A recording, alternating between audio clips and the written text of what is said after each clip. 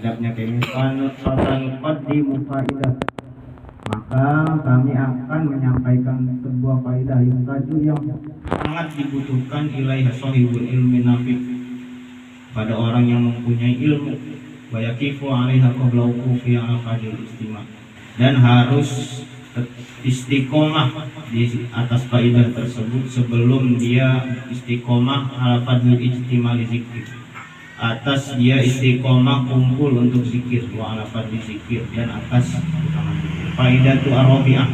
Ini faedah keempat, sesuatu yang harus kita butuhkan, yang harus kita pahami. Faedah yang keempat, sesuatu yang harus kita tahu, semua orang yang mau zikir harus tahu nih. Faedah keempat, sebelum dia istiqomah dalam berzikir. Qala Sayyiduna Maula Qutbil Ghus Abdul bin Wahadad. Ini Abdullah bin Wahadad ngomong sendiri, yang arang hatib. Kata beliau, fi wasfi ahli zaman, qad zaharul bid'ah wal hawadis, telah nampak banyak bid'ah dan perkara-perkara yang dibuat-buat, wa fasatil munkarat, dan telah nampak kemungkaran-kemungkaran yang banyak, wastawalatil ghaflah, banyak orang-orang yang lalai, wa iradu anillahi, dan orang-orang yang berpaling dari peringatan Allah, dari perintah Allah, wa nidaril akhirat, dan dari menuju akhirat, wa ala qasim wal am, baik itu orang-orang yang berilmu atau orang-orang yang enggak berilmu. Kata beliau, ini dunia udah mulai nampak nih. Tuh beliau ngomong di zaman kapan? Udah jauh. Udah nampak nih banyak bid'ah, banyak munkar, banyak kelalaian. Memang udah akhir zaman. Karena yang namanya akhir zaman, salah satu cirinya adalah yang pertama kan telah nampak banyak itu namanya zina. Udah banyak zina yang nampak, itu tanda kiamat. Yang kedua, wa yarfa'ul ilma, ilmu diangkat. Nanti ada zaman kebodohan massal kan ada. Makanya gak bakal terjadi kiamat kalau masih ada yang ngaji. Kebalikannya apa? Pengen kiamat, orang yang ngaji makin dikit. Terjadi. Makanya yang namanya anak-anak kecil paling ngaji paling lama sampai SMP. Udah SMP udah agak ngaji lagi. SD selesai keluar SMP udah ngaji lagi, itu rata-rata anak-anak kecil. Apalagi SMA udah nggak ada ngaji.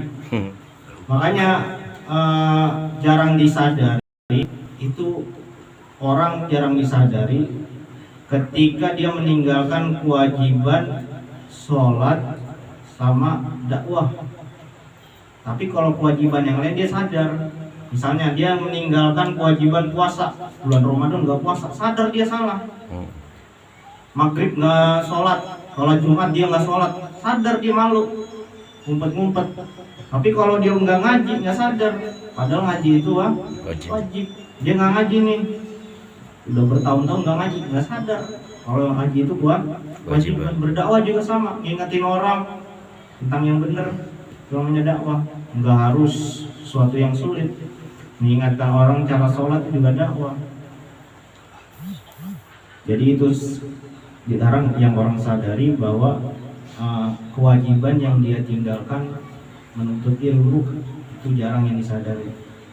Falam yabqa uzrun li ahli al-haqqi wad din, maka enggak ada uzur bagi orang yang mengerti tentang agama, min ahli ilmi wal yakin, dari ahli ilmu wal yakin, fi sukuti an bayanil haqqi wal huda. Ketika dia terjadi nampak, dia tahu nih banyak kemungkaran, banyak kegoflahan, orang-orang banyak yang meninggalkan hukum Allah, nggak pakai aturan Allah, itu dia diem, maka nggak ada uzur, dosa seberat-beratnya. Wa du'ai ilallahi ila sabiri bi aqwali wa af'al wa sa'i bi kulli mustati fi imanati bid'ati wal muhas, dalam mengamankan bid'ah dan perkara baru, wa izalatil munkar, dan menghilangkan kemungkaran. Jadi kata beliau, sebelum kita pengen istiqomah zikir tiap hari, kalau sebelum itu harus apain? Ingat, kita punya kewajiban ingetin orang. Kalau kewajiban ingetin orang, ngajarin orang, itu udah biasa, udah istiqomah, dan munculnya kita istiqomah baru dalam berzikir nggak mengganggu kewajiban itu, maka nggak apa-apa, kata pengarang ratib. Jadi kata pengarang ratib, nggak boleh itu yang namanya dia zikir terus, nggak mau mentingin orang lain, zikir tiap hari, ngajarin orang nggak mau ngaji, Nggak boleh tuh ya? nggak boleh. Pasti kalau misalnya beliau masih hidup, Imam Abdul bin Haddad, ketika orang seperti itu nggak bakal ridho dia, karena zikirnya dipakai untuk meninggalkan kewajiban. Zikir ini sunnah, kewajiban kita ngaji, ngamalin ilmu, menyebarkan ilmu. Yang namanya rukhsah, keringanan, orang yang nggak tahu itu diampunin Allah ketika apa? Ketika dia lagi ngaji. Kalau nggak mau ngaji tapi nggak tahu, nanti ngapa nggak sholat? Nggak tahu niatnya. Orang nggak ngaji dia dosa. Kalau masih ngaji nggak tahu nggak apa-apa, itu diampuni Allah, rukhsah namanya. Masih diampuni oleh Allah. Tapi kalau nggak mau ngaji, nggak mau nyari tahu, nah itu dosa dia. Terus dosa. Karena ngaji itu kewajiban. Makanya yang namanya ngaji, yang terpenting ngajinya, bukan bisa apa enggaknya. Karena bisa enggaknya itu dirukhsah. Dia ngaji-ngaji nggak bisa-bisa, nggak apa-apa. Allah ampunin, maklumin. Nggak bisa-bisa sholat, bertahun-tahun nggak bisa sholat, tapi dia tetap ngaji, itu nggak apa-apa. Walaupun sholatnya masih rusak-rusak, bolong-bolong. Bukan meninggalkan sholat ya, tapi sholatnya masih belum sempurna. Tapi dia masih ngaji, itu masih diampuni oleh Allah. Yang salah itu sholat yang nggak benar tapi nggak mau ngaji, itu salah.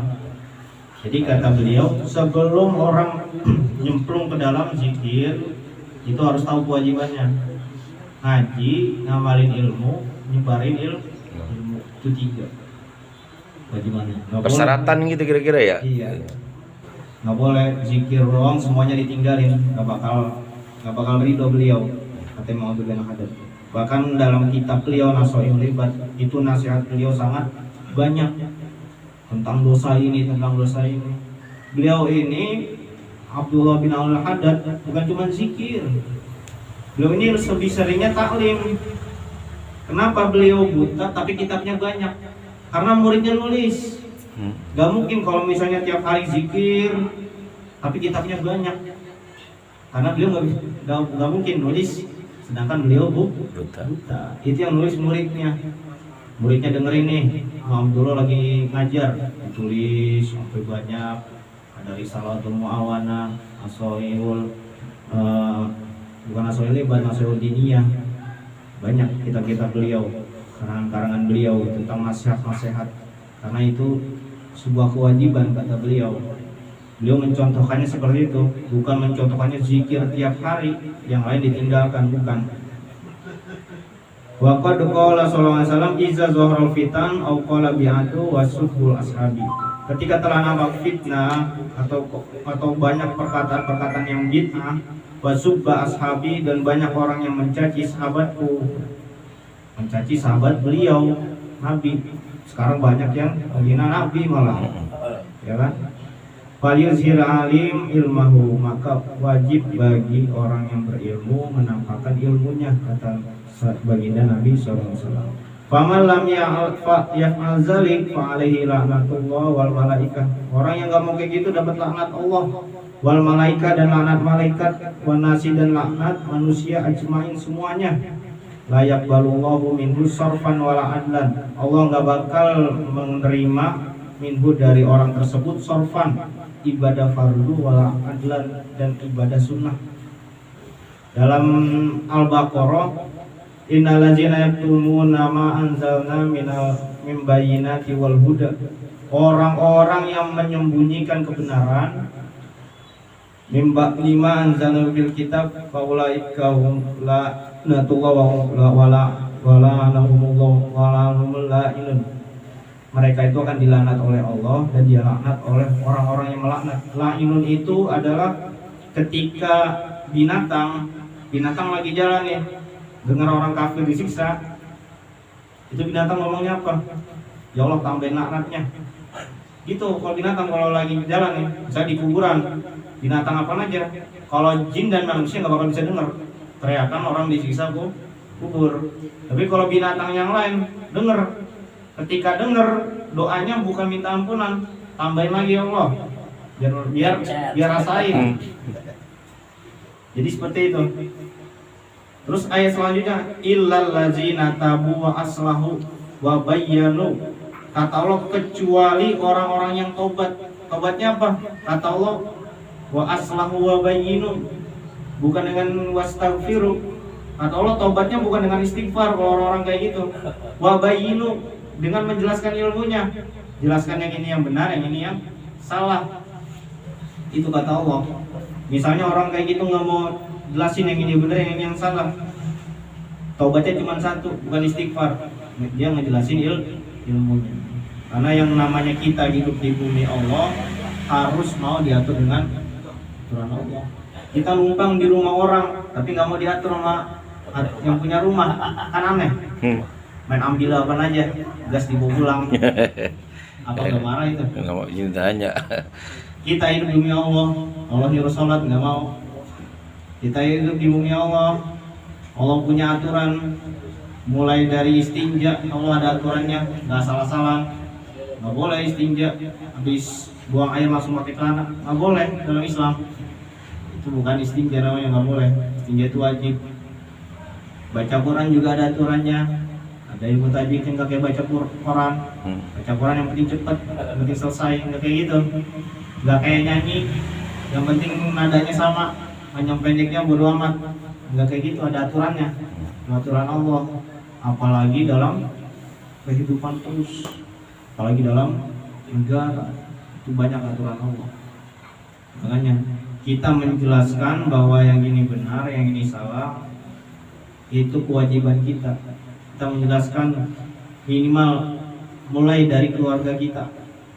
Jelaskan bahwa yang namanya berhukum dengan hukum Allah itu wajib.